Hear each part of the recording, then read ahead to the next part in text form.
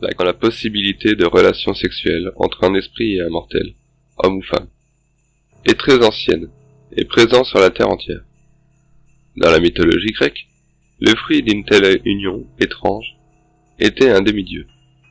Avec l'arrivée du christianisme, ces choses ont pris un aspect plus sombre. Les incubes et les succubes ont été considérés comme démoniaques. Le mot incube vient du mot latin et désigne ce qui se couche dessus. Quant à la succube, c'est celle qui se couche dessous. L'incube est regardé comme le démon qui débauche les femmes. La succube débauche les hommes. Les érudits de l'Église ont beaucoup débattu de la nature des incubes et des succubes, et du péché commis à leur contact.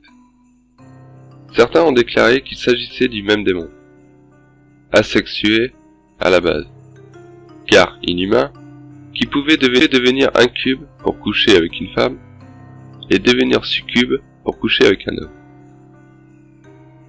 Ils pensaient aussi que le diable pouvait ainsi recevoir, sous forme de succube, la semence d'un homme souvent pendant son sommeil, et ensuite, sous forme d'incube, la transmettre à une femme et ainsi lui faire concevoir un enfant. D'autres érudits de l'Église croyaient que les démons pouvaient avoir des enfants, et qu'ils l'avaient fait. C'est ainsi que l'Antéchrist fut conçu par un démon et une sorcière. On a retrouvé ce thème de nos jours dans Rosemary Baby, le livre et le film. Démon amant apparaît chez de nombreux auteurs, l'un d'entre eux, Carl Huysmans, est un de ceux qui en parlent le mieux, dans son excellent livre Là-bas. Huysmans nous donne dans ce livre une image de satanisme, comme il était pratiqué dans le Paris des années 1890. Beaucoup de ce qui est décrit dans ce livre est basé sur des faits. Durtal, le héros du livre, est l'amant d'une femme mariée, Madame Chantelouve, qui est secrètement sataniste. Elle se vante devant lui de posséder certains pouvoirs.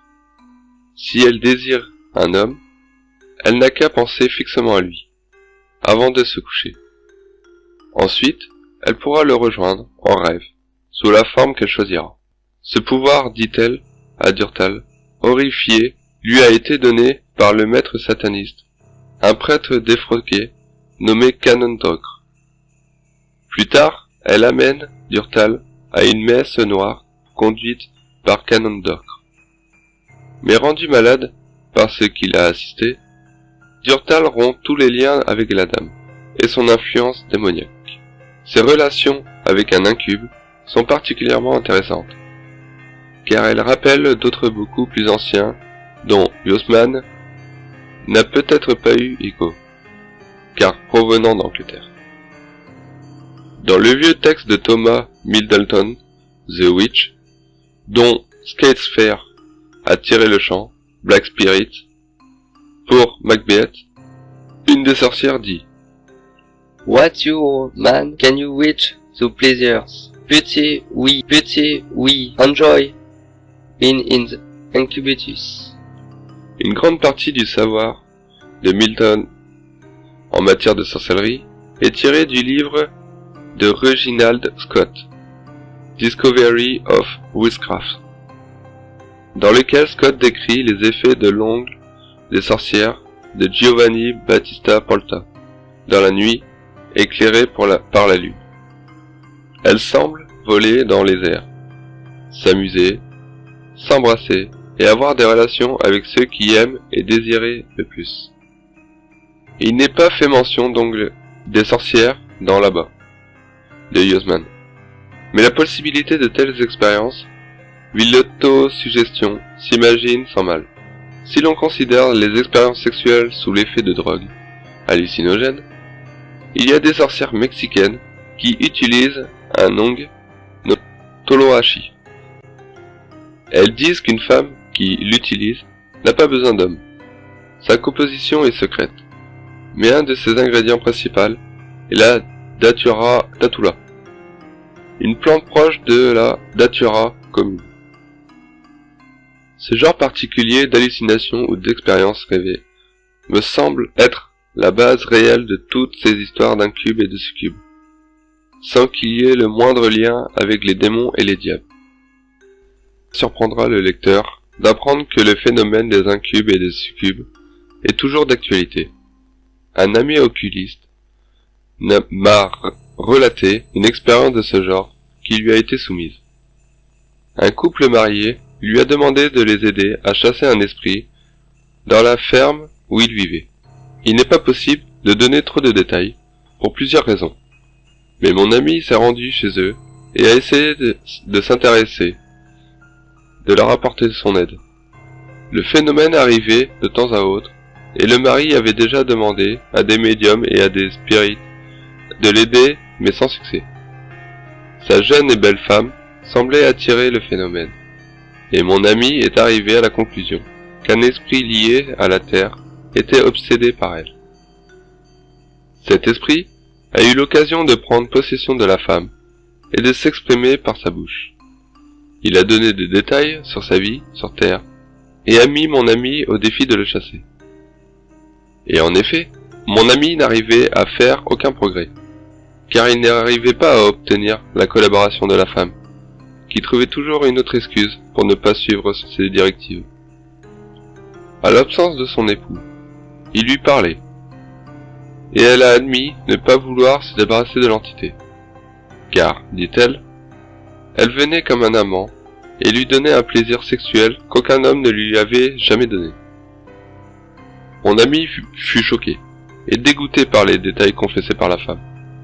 Il n'en dit rien à l'époux, à part qu'il ne pouvait rien faire de plus qu'abandonner l'affaire. Lorsqu'il m'a donné les détails de l'histoire, en croyant qu'il était traumatisé, et il m'a dit que sa santé avait pâti de ce qu'il avait vu et entendu. Et il a mis quelque temps encore à se rétablir complètement. Une telle histoire entraîne différentes questions, occultes et psychologiques. Des psychiatres ont rencontré ce genre de phénomène, parfois associés à des cas de supposé vampirisme. Des relations sexuelles avec le diable, ou avec un amant démon, étaient souvent confessées par des sorcières d'après ce que l'on lit dans les minutes des anciens procès en sorcellerie. Un grand nombre de confessions étaient tout simplement arrachées de la torture. Mais la confession de la sorcière écossaise, Isobel Goldwyn, fut volontaire. Elle s'est dénoncée et fut pendue. Ses motifs pour agir de la sorte ne sont pas communs. Mais sa confession est très détaillée et décrit une relation sexuelle avec le diable. Elle dit qu'il était dur et froid. Ce détail du diable froid est souvent trouvé dans les confessions des sorcières à différentes époques et endroits. Par exemple, en 1616, Sylvanie de la Plaine, une sorcière du pays de la Bourde, a dit que le membre du diable était comme celui d'un étalon, et lorsqu'il pénétrait, il était froid, comme de la glace, tout comme son sperme. Et lorsqu'il ressortait, il brûlait comme s'il était de feu. Cette description est conforme à celle faite un grand nombre de fois dans toute l'Europe, et les détails du pénis et du sperme glacé du diable ont intrigué de nombreux auteurs contemporains. Margaret Murray croyait que cela pouvait s'expliquer si le diable était un homme, en habit rituel, portant un masque cornu, un costume de peau qui couvrait entièrement son corps et doté d'un phallus artificiel. Cette explication est la clé de bien des histoires de copulation avec le diable. Le diable, d'un commun, était un homme jouant le rôle du dieu cornu. Avoir un rapport avec lui était un rituel religieux. Voilà pourquoi un phallus artificiel était utilisé. Le grand dieu Pan était toujours apte. Il n'était pas sujet aux défaillances humaines. Le frisson qu'une femme pouvait ressentir lorsque le phallus froid la pénétrait était suffisant pour provoquer d'illusions et de sperme glacé.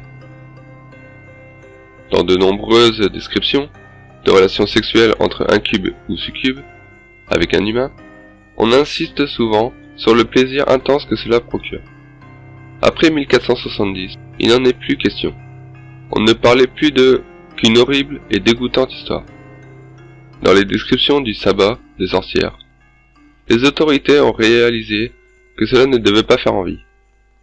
Les supposées sorcières devaient, sous la torture, admettre toutes les horreurs qui sortaient de l'imagination de ces célibataires frustrés et sadiques.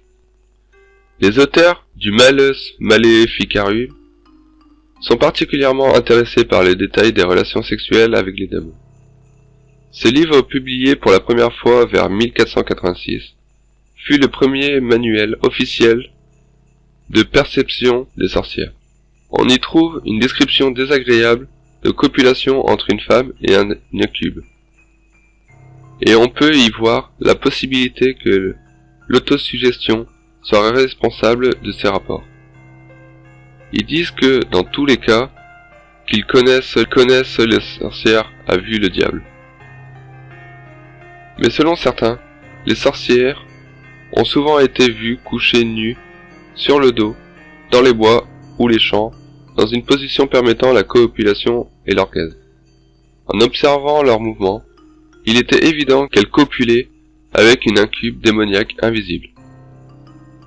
Si ce n'est, en de très rares occasions, une vapeur noire de la taille d'un homme qui montait dans le ciel à la fin de l'acte. Atmosphère moyenâgeuse, où des relations sexuelles équivalaient au péché, on ne pouvait comprendre ces scènes que par l'intervention d'un démon, celui qui était dans l'esprit de la femme et du témoin. Des descriptions de relations entre un homme et une succube sont moins fréquentes. Lorsqu'on en trouve, elles sont de l'ordre des histoires d'incubes. La succube prend la forme d'une femme très belle, mais son vagin est glacé. Et parfois, son amant constate que ses jambes se terminent par des sabots. Là encore, les plus anciennes histoires parlent des démons magnifiques et passionnés, qui apparaissent aux prêtres et aux émites pour les tenter. Et elles y parviennent souvent. Le pape Sylvestre II, 999-1003, est un pape qui est dit avoir été secrètement sorcier, et la légende raconte qu'il avait des relations avec une succube, nommée Meridiana, qui était son esprit familier. Le corps glacé des succubes doit provenir des descriptions faites des incubes, car la majorité des histoires de succubes parlent d'êtres diaboliquement séduisantes, prenant la forme de courtisanes et de prostituées pour séduire les hommes. L'origine de beaucoup de ces histoires semble venir des rêves érotiques qu'ont les hommes. La plupart de ces rêves sont agréables, mais si l'on se sent coupable, et si la peur du péché intervient, les fantasmes deviennent sombres, et le rêveur passe dans un monde de cauchemars.